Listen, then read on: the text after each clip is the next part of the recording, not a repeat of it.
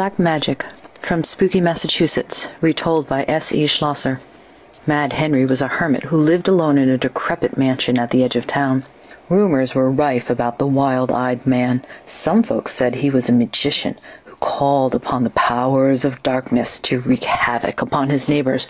Others called him a mad doctor who could restore life to foul corpses from the local cemetery. No respectable citizen in town had anything to do with Mad Henry. Then one year a new family moved to town with a lovely daughter, Rachel, who caught Mad Henry's eye. He showered the maiden with gifts, goblets of pure gold, necklaces of pearl, and a pot of daisies that never dropped a single petal. Despite the gifts, Rachel fell in love with another, Geoffrey, a handsome young man just home from university. A week after meeting, they eloped, leaving behind a stunned Mad Henry. When Rachel and Geoffrey returned from the elopement, they threw a big ball and invited everyone in town.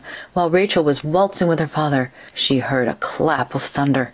Lightning flashed again and again. Suddenly, the double doors blew open and a breeze whirled in, bringing with it the smell of dead, decaying things. Mad Henry loomed in the doorway, pupils gleaming red with anger. He was followed by the grotesque figures of the dead, who came marching 2 by 2 into the room. Their eye sockets glowed with blue fire as they surrounded the room. 2 of the corpses captured Geoffrey and threw him down at the feet of their lord. Red eyes gleaming, Mad Henry drew a silver-bladed knife and casually cut the bridegroom's throat from ear to ear. Rachel screamed and ran forward, pushing through the foul, stinking corpses of the dead, and flung herself upon her dying husband. "Kill us both!" she cried desperately. But Mad Henry plucked the lass out of the pool of blood surrounding her dead husband and carried her out into the thundering night. Behind him, the army of the dead turned from the grisly scene and followed their master. The sounds of thunder and lightning faded away as the alchemist and his dead companions disappeared into the dark night. Geoffrey's father and Rachel's father gathered a small mob and followed the evil hermit, intent upon saving Rachel.